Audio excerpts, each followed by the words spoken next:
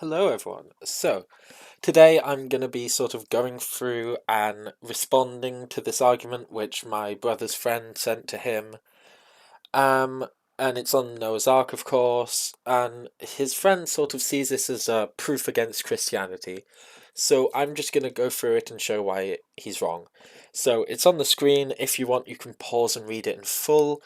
But I'm not going to bother sort of reading it out loud. There's not much point.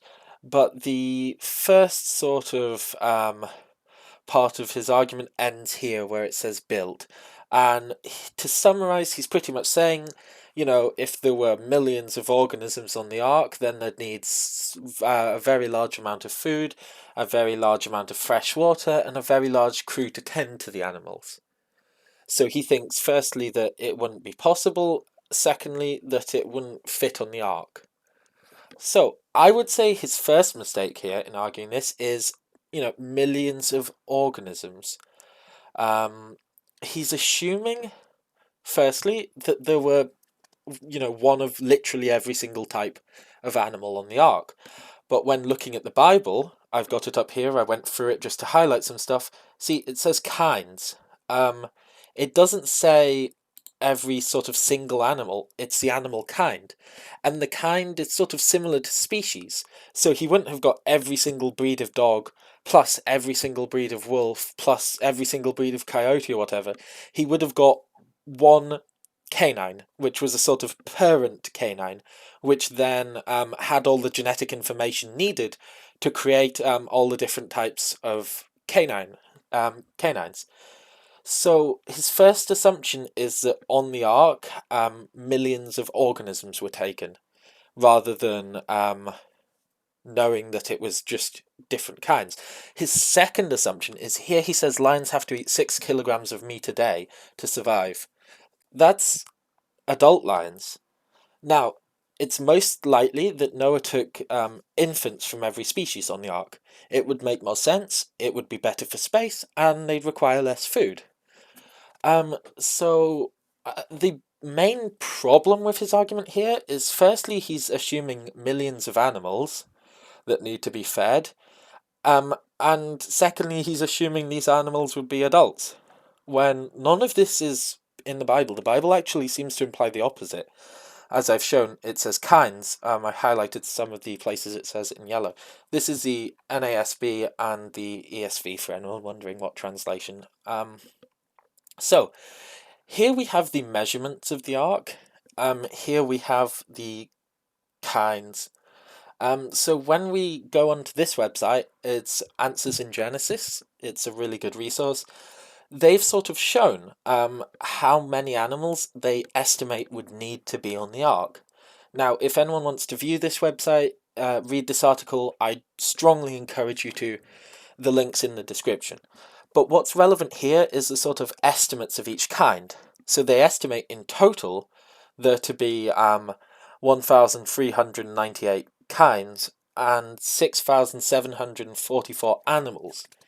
Now, assuming they're also infants, they wouldn't have needed thousands of crew to take care of. They wouldn't have needed that much food. And he's saying, where did the food come from? Well, if we look at the Bible, it says, take with you every sort of food that is eaten and store it up. It shall serve as food for you and for them. So it's not that, oh, what happened to food and fresh water? It was taken with them. And through reading this website, in the conclusion, they say they made 3D models of it all, with checking, if there was room for food, checking if there was room for water, and they found everything fit extremely well with little space over. So they accounted for every single kind known to man and checked for absolutely everything. Food, they calculated how much would be required, how much water would be required, and they see that it fits just fine. So the sort of first part of his argument, that they would need all this crew, they would need all this food, it's wrong. The dimensions given, the dimensions highlighted here, they fit as many of each kind as he was instructed, because it was more of some, less of others. But there's no sort of problem here, no challenge, because if you do the math, like these people did, your conclusion will be that, yeah, it fits. And again, if you don't believe me, links in the description. You can read through their findings. I'm sure if you email them, they'll be happy to, share any information with you so you can verify for yourself that what they did's legit. We're not trying to hide anything. We're being very open about all our information. So that was the first part of his argument. The second part was about shipbuilding. The most professional shipbuilder could never build a ship like that. Um, and so that's the second sort of argument. How did Noah build the ship? Well, he was given instructions by God, and quite clearly, we know as Christians, God will have enabled him to do so. God never asks you to do something you can't do. So, okay, people couldn't build good ships, but you're ignoring that Noah was literally instructed to build it by God, and that Noah will have had God to help him do so. It's not that Noah was just given a sort of spreadsheet with instructions on and told, hey, build this. No, he had God helping him. Now, yes, God didn't come down from heaven and physically build it, but Noah will have built it with the help of God, with the power God gave him to do so. So the sort of argument that shipbuilders couldn't build that until recently is actually pretty wrong, because it's not even that difficult, especially when considering how much time Noah had to do so. It's not that he had a 6-month limit or something, he had very, very long to do it. And it is possible, as has been shown in the modern world, because people have built replicas of the Ark, full-scale, full-size replicas, and they weren't expert shipbuilders. So his sort of argument is based on an incorrect assumption. So even if God wasn't there, even if Noah wasn't given strength by God, it still would have been possible, and that's easily shown. When considering how long it took, what resources he had available, and what help he had. You can see for yourself, you can work it out and see, oh, yeah, that's possible. People have pretty much done it themselves. So that's not even debated. He brings it up as if, oh, well, not even experts in Roman times could do it or whatever. That's wrong. That's just an incorrect claim. Now, speaking of that, how do you explain that the Romans were writing historical documents during the time of the flood? Firstly, there's no evidence of this. Where is he getting this from? If you sort of look, there's no dated manuscripts to the time of the flood. Assuming the flood happened at around 4000 BC, the Romans hadn't even come into existence. The Roman Empire didn't exist when the flood is supposed to have taken place. So I think just over 4,000 years, it might be closer to 5,000 years. But yeah, oh no, I mean 4,000 BC. But yeah, this stuff that he claims, that never happened. Romans didn't exist at that time. Now, he's saying, if the Ark started in the Middle East and ended in the Middle East, after 40 days of sailing, how is that possible? It should have got to America. Now, this is being stupid, because firstly, you're assuming the Ark's just sailing in a straight line. Secondly, you're being ignorant to Pangaea. Sort of Pangaea, the supercontinent before the continental drift, that was pre-flood. The continents only began to exist post-flood. So the whole geography of the world was completely different. Furthermore, the flood wasn't just happy sailing on peaceful water, it was stormy with currents and tides. So the ship quite well could have travelled very far and ended up in a similar spot due to the extreme weather. So him saying about this is really stupid, quite honestly. It's because it's just assuming perfect conditions, assuming he'd just be sailing normally. It just doesn't make sense, really. Like, the argument sounds good in theory, it's like, oh yeah, we've got them. But when thinking it through, I don't even know how someone could type this without realising how stupid they're being. So now on to the next point. And how did they collect 2 of every species? You would have to collect millions of animals from all across the globe, in a period of 100 years. It's funny since he pretty much gives the answer to one of his earlier questions. How was it possible? Well, he had so much time to do it that he just took his time and did it. But if we check the Bible, it doesn't say Noah went around the whole globe, because the other thing is, this question, I think, also assumes continents. It implies that he would have to go to every single continent to gather all of these, when in truth that's not what the Bible says. It says, two of every sort shall come. They went themselves. Two of every kind will come. They went to Noah, and Noah was just taking care of them. So there's a quote from, I believe, Charles Spurgeon that says, by perseverance the snail reached the ark. Because it wasn't that Noah went out collecting snails, it's that the animals went straight to him. Some will have gone fairly quickly, some will have gone fairly slowly, and all will have got there on time. So it's not that he had to go across the whole earth collecting different animal species, which this person claims would take thousands of years. No, that didn't happen. Now he's saying plant species. Let's look at what the Bible says. Every living thing of all flesh. That's not a plant. Of the birds? I don't think that's a plant either. And creeping thing of the ground? That doesn't seem like plant life to me either. Because you see, the Bible doesn't say you should bring plants. Nowhere are plants mentioned. So I don't know why he's saying about collecting all of the seeds of plant species. It's just stupid, because the Bible never says that happened. See, you always have to go back to the Bible.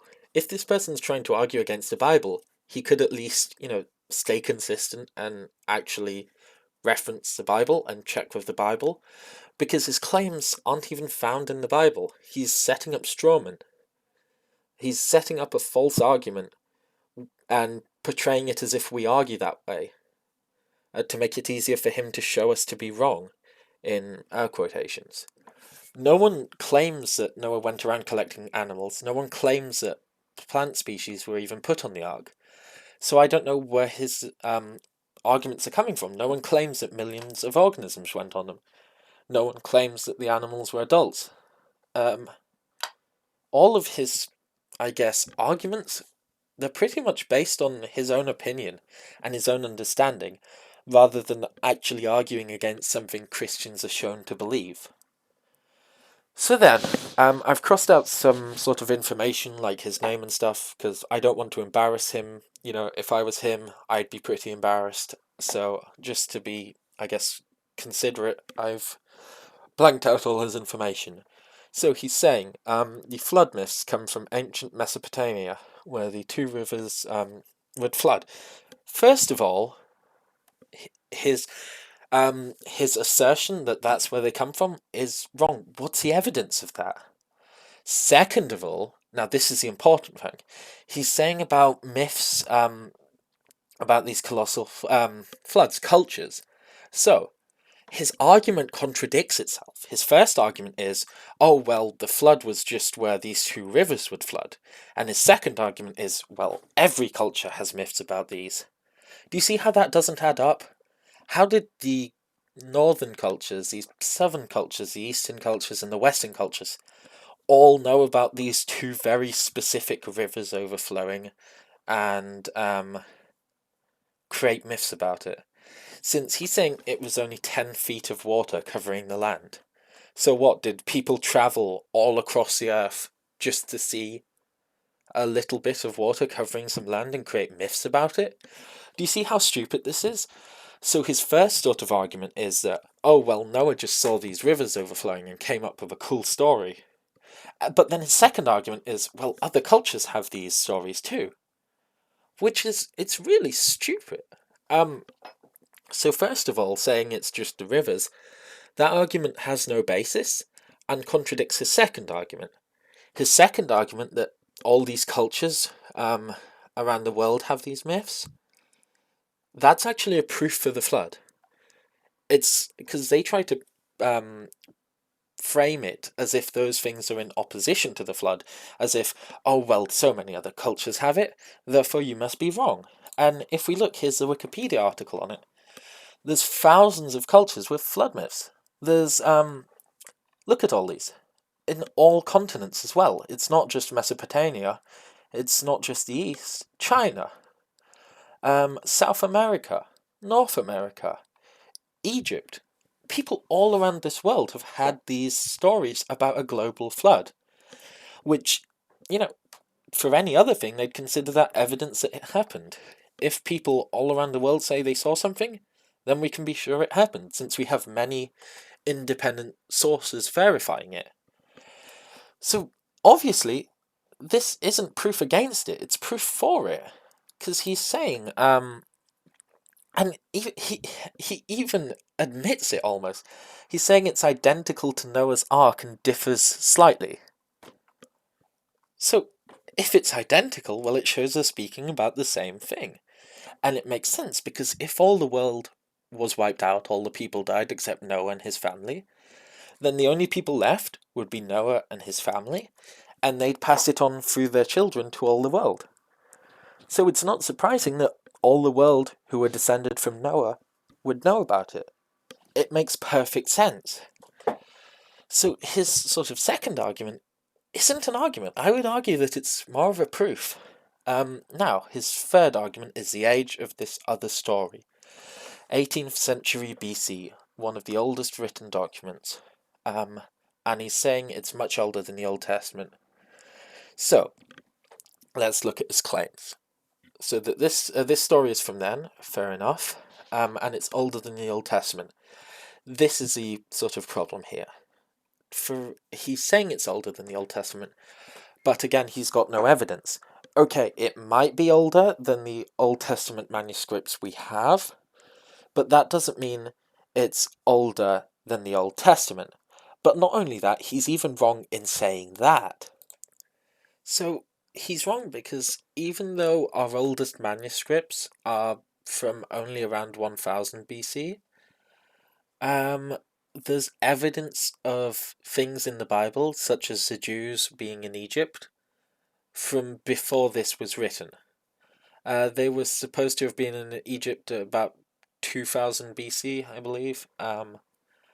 And there's evidence of this. Yes, there's not much evidence of this, and yes, one of the primary sources is the Bible, but there's also external evidence, such as carvings they found in Egypt, showing the sort of Hebrew people being part of Egypt, and later showing the Hebrew people having started their own nation, before they were a kingdom. I remember watching a video on it.